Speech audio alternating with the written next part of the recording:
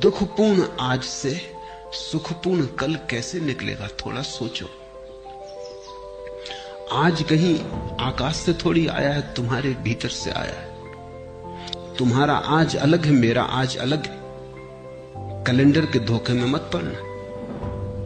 Calendar पर तो तुम्हारा भी आज वही नाम रखता है, मेरा आज भी वही नाम रखता है, लेकिन यहां तुम जितने लोग बैठे हो इतने ही आज है। पूरी पृथ्वी पे जितने लोग हैं इतने आज है। और अगर तुम पशु पक्षियों और पौधों को भी गिनो तो उतनी ही संख्या है। कैलेंडर बिल्कुल झूठ है। उससे ऐसा लगता है एक ही दिन है सबका। रविवार तो सभी का रविवार जरूरी नहीं है। किसी की जिंदगी में सूरज उगा हो तो रविवार, और किसी की जिंदगी में अंधेरा हो तो कैसा रविवार।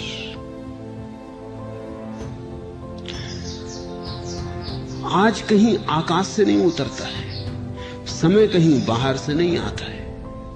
समय तुम्हारे भीतर से पैदा होता है। तुम ही आज को जीकर कल को पैदा करोगे। तुम्हारे ही गर्भ में निर्मित होता है कल। कल निर्मित हो रहा है आज। और इसलिए मैं कहता हूं आज और अभी जी लो, और इतने आनंद से जियो, ऐसे भरपूर जियो कि जो तुम्हारे गर्भ में निर्मित हो रहा है वो भी रूपांतरित हो जाए, वो तुम्हारे आनंद को पकड़ ले। अगर आज तुम दुख में जी रहे हो, कल की आशा कर रहे हो सुख की, आशा से पैदा नहीं होगा कल। कल तो तुमसे पैदा होगा। तुम जैसे जी रहे हो उससे पैदा होगा, तुम्हारे अस्तित्व से पैदा होगा, तुम्हारे सपनों से नहीं। समझो, एक मां बीमार है और उसके गर्भ में एक बेटा है और रुग्ण है और शरीर जराजीर्ण है। बेटा तो इस जराजीर्ण रुग्ण शरीर से पैदा हो। मां चाहे सपने कितनी देखती हो कि बेटा बड़ा स्वस्थ होगा, महावीर जैसा स्वस्थ होगा, इससे कुछ हल नहीं होने वाला। इस सपने से बेटा पैदा नहीं होने वाला। बेटा तो सच्चाई से पैदा होगा। तुम्हारा कल तुम्हारे सपने से पैदा नहीं होगा, तुम्हारे आज की असलियत से पैदा होगा, हकीकत से पैदा होगा। तुम आज क्या हो? अगर तुम नाच रहे हो तो तुमने आने वाले कल के लिए नाच दे दिया। अगर तुम प्रमुदित हो, प्रफुल्लित हो, तो कल का फूल खिलने ही लगा, क्योंकि जिस फूल को कल खिलना है उसकी कली आज ही तैयार हो रही है। प्रतिपल तुम अगला पल पैदा कर रहे हो। प्रति क्षण अगला क्षण तुम्हारे भीतर निर्मित हो रहा है, तैयार हो रहा है। तुम सृष्टा हो। तुम अपने समय को खुद पैदा करते हो। इसलिए मैं तो कहता हूं आज जियो, लेकिन तुम्हें लगता है वर्तमान जीने जैसा नहीं लगता। अगर वर्तमान जीने जैसा नहीं लगता तो कल भी तो वर्तमान होकर ही आएगा, फिर वो भी जीने जैसा नहीं लगेगा। परसों भी वर्तमान होकर ही आएगा, वो भी जीने जैसा नहीं लगेगा। तो इसी को तो मैं आत्मघात करना कहता हूं। तो आत्महत्या कर रहे हो, जी नहीं रहे हो। जीने का कोई और उपाय नहीं है, आज ही है और आज ही जीना है। जीने जैसा लगे या न लगे इससे कोई फर्क नहीं पड़ता। जीने का और कोई ढंग है ही नहीं। जीना तो यही होगा।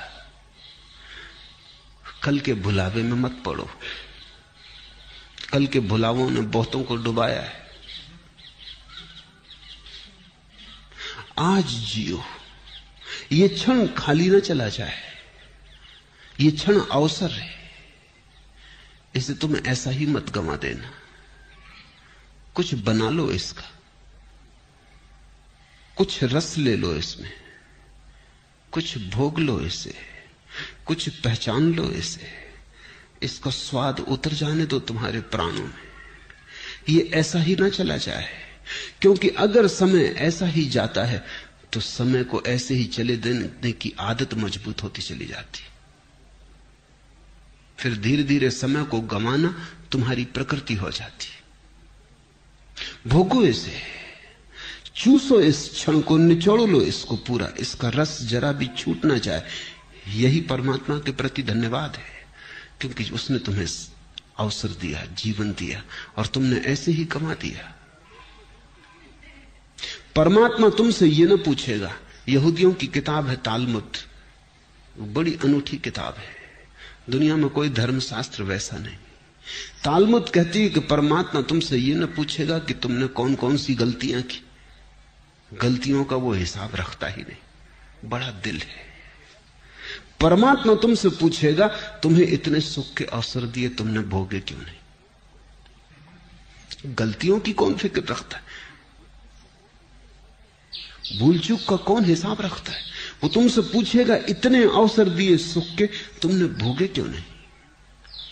तालमुद कहती है एक ही पाप है जीवन में, और वो है जीवन के अवसरों को बिना भोगे गुजर जाने देना।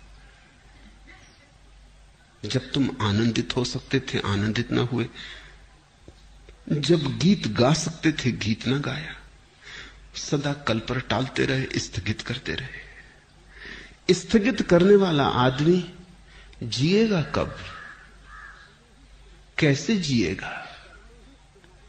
स्थगित करना ही तुम्हारे जीवन की शैली हो जाती। बच्चे थे तब जवानी पे छोड़ा, जवान हो तब बुढ़ापे पे छोड़ोगे, और बुढ़ापे में लोग हैं वो अगले जन्म पे छोड़ रहे हैं, वो कह रहे हैं परलोक में देखेंगे।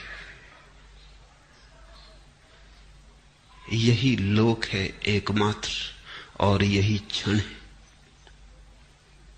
सत्य का, यही क्षण है, बाकी सब झूठ है, मन का जाल है। लेकिन अगर तुम्हें अच्छा लगता है, तुम्हारी मर्जी। तुम्हें अच्छा लगता हो तो मैं कौन हूं बाधा देने वाला? तुम सपने देखो, कभी ना कभी तुम जागोगे, तब रोओगे, पछताओगे। तब तुम पछताओगे कि इतना समय यूं ही गंवाया। और ध्यान रखना, जीवन में जितना दुख भर लोगे, जितने आंसू घने कर लोगे, जितना पछतावा हो जाएगा, उतना ही कठिन हो जाता है रोकना फिर दुख को, आंसुओं को। कभी तुमने ख्याल किया, हंसी तो एकदम रुक जाती, रोना एकदम नहीं रुकता। तुम हंस रहे हो एकदम रुक सकते हो, रोना एकदम नहीं रुकता। थमते थमते थमेंगे आंसू। रोना है कुछ, हंसी नहीं है। दुख ऐसा सरोबोर कर लेता है, दुख ऐसी गहराइयों तक प्रविष्ट हो जाता है, तुम्हारी जड़ों तक समाविष्ट हो जाता है कि फिर तुम उसे रोकना भी चाहो तो कैसे रोको।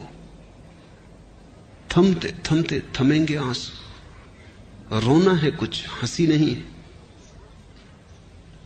ये कोई मजाक नहीं है कि रो लिए और रोक लिए। ये कोई हंसी नहीं है कि हंस लिए और रोक लिए। हंसी तो तुम्हारी ऊपर ऊपर होती, रुक जाती। रोना बहुत गहरे चला जाता है। रोना तुम्हारे जीवन में सब तरफ भर जाता है। और रोज रोज अगर तुम रोने को इस तरह संभालते गए और जीने को कल पे टालते गए, तुमने कहा हंसेंगे कल, रोएंगे आज, और तुम जो दलील दे रहे हो वो दलील ये है कि अपना वर्तमान तो सुखद मालूम नहीं पड़ता, इसलिए सुखद सपने देखेंगे। सुखद वर्तमान क्यों नहीं है ये पूछो। इसलिए नहीं है कि कल भी तुमने सपने देखे थे आज के, और कल का दिन गंवा दिया जिसमें आज सुखद हो सकता था, जिसमें आज की आधारशिला रखी जा सकती थी। कल तुमने गंवा दिया इसलिए आज दुखद है, और तुम यही दलील दे रहे हो कि हम आज को भी गंवाएंगे क्योंकि कल का सपना अच्छा मालूम पड़ता। तुम्हारी मर्जी। गणित साफ है। फिर मुझसे मत कहना कि हमें किसी ने चेताया नहीं।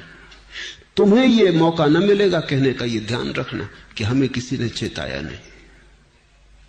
दूसरों को तो यह भी सुविधा है कहने की कि उन्हें किसी ने चेताया नहीं, लेकिन मैं तुम्हें रोज चेता रहा हूं। मेरी बातों को इतने प्रेम और शांति से सुना, उसके लिए बहुत बहुत अनुग्रहित हूं। और अंत में सबके भीतर बैठे परमात्मा को प्रणाम करता हूं। मेरे प्रणाम स्वीकार।